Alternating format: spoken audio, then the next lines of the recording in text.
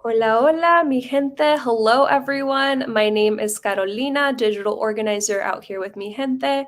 And let's talk about it. Today is election day. There's a lot at stake for our communities.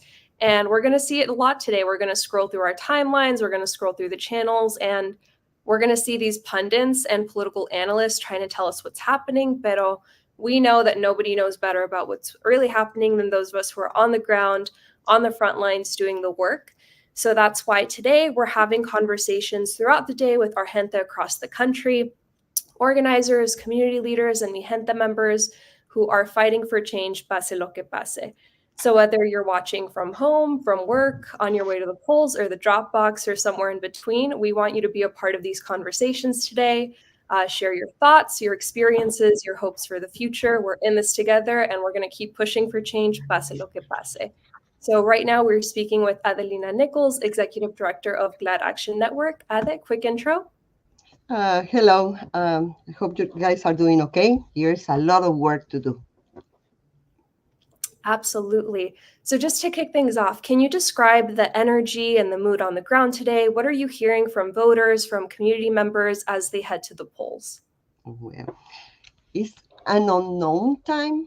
We feel we don't know exactly what is going to happen, but at the same time, we have more than 100 election defenders working right now at the poll locations, very motivated and understanding the need of our community to get out the vote. I think that that help us not to kind of situate us in regards what's going on in terms of the election.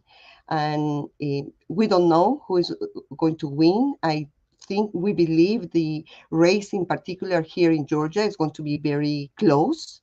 So we have been doing our best effort to mobilize, and right now more than 100 election defenders are at the poll locations, urging people to vote or helping those that it's the first time as voters, or maybe they don't know exactly what to do, how to vote for many community members. So this is kind of the spirit. It's like a very ambivalent.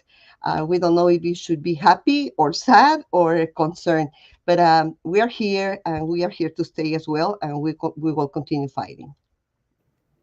Gracias, Ade. That's so real about, defending our folks and their right to go out and vote, porque we've seen a lot of intimidation tactics, especially out there in these key battleground states.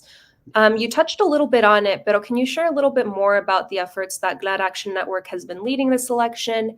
And just as a quick follow-up, what do you think that mobilization is having, considering the growing Latina population in Georgia?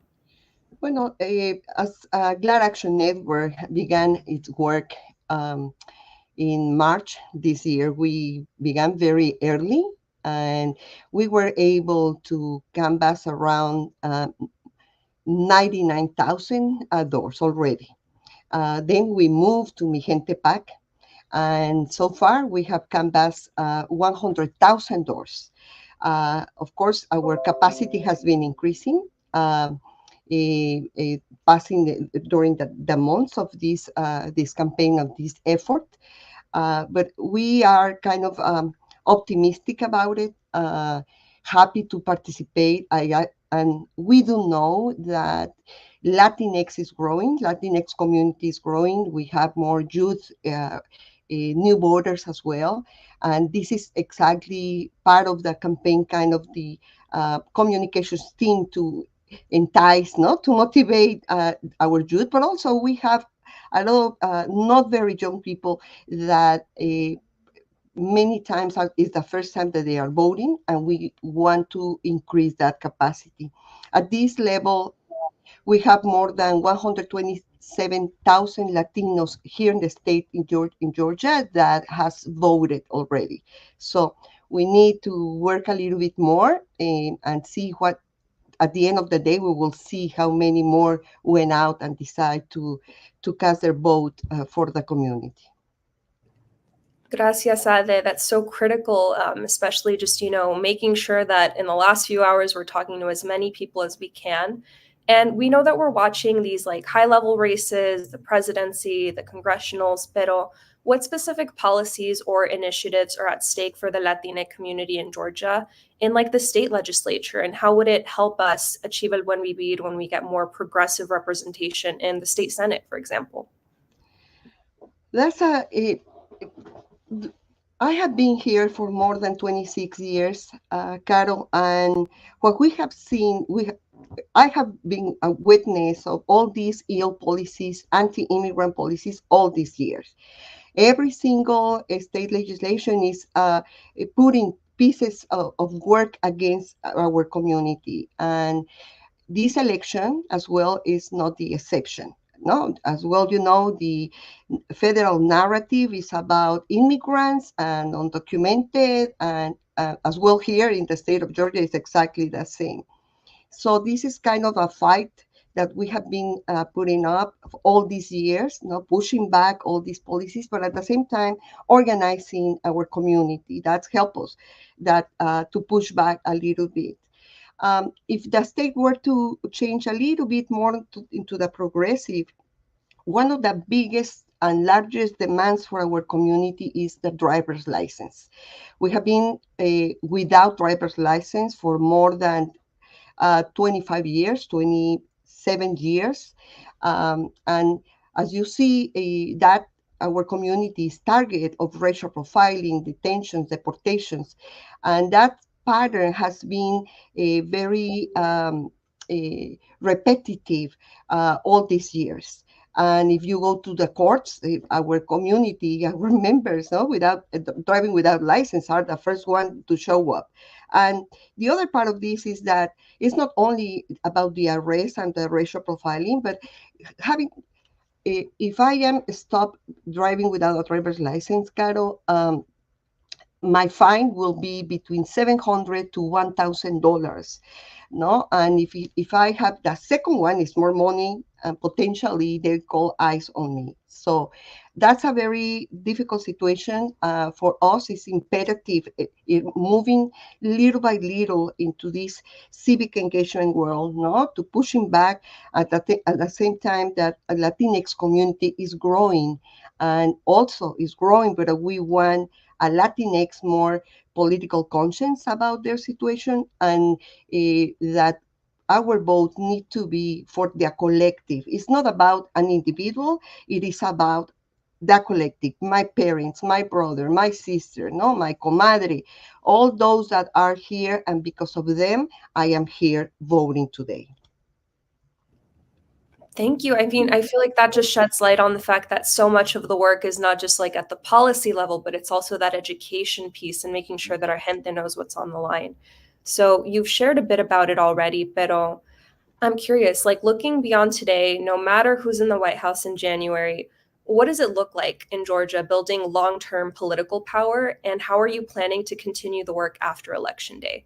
Porque we know that it's not just about one day where we cast our vote, it's all of the organizing that leads up to it and comes after. So what does that process of building power look like for you? Bueno, for us, Caro, that we are a grassroots community organizing group. We have been dedicating our efforts for more than 20 years. And I think, and we believe that the power it should come from the community, from the people. And this is exactly what we plan to continue doing. It doesn't matter. It is true that if Trump wins, it's going to be more the impact inside the Latino community is going to be higher. Um, but I think that it doesn't matter if Kamala wins. We continue building, and what we need to build is this political power, no, for people to know their human rights, their political rights, no, and how they, and try to create this a conscience mind, no, about the way that we live and the way that we are being treated. Um, but at the end of the day, is I think it is important for everybody to know is what is that we are building. We are fighting, we are pushing back, but at the same time, what are we building? We don't like what we see, so But if I don't vote, the others will. So it's like I don't have too much room to move. But I think it's important for us to continue building this political power, this political conscience inside our community and other communities, being solidarity with another movements, while at the same time we continue pushing back all these policies that are impacting and deporting and arresting and separating families in the state of Georgia. Gracias, Ade. Eso es sumamente importante. It's just about, not always being stuck on the defensive, right? It's about what are we putting forward? How do we want to define the way that our community seeks el buen vivir on these terms? So, última preguntita from me. For folks who are not familiar with your work, how can they keep in touch? Any redes sociales that you want to plug in, this would be the time to do it. Yes, of course, you can talk to us through Mijente. We are part of the leadership circle as well, part of the founders of Mijente, but also is GLAR. GLAR is Georgia Latino Alliance for Human Rights, is .org, it's glar.org, or you can look into our work in Instagram, is glar.ga. So, or they can send us messages. We are open to exchange any kind of information or to get to know more about what GLAR is doing in the state. Gracias, Ade, for joining us today as our first conversation throughout the day today. Thank you, todos, for tuning in. We hope that these conversations help shed light on what's happening, what's at stake for our gente, and all of the work that's happening on the ground. So keep following throughout the day and the evening as we continue to bring you more voices, más perspectivas, as we await results tonight. So next, we'll be connecting with Alejandro from Ciudad Futuras, who's joining us from Argentina.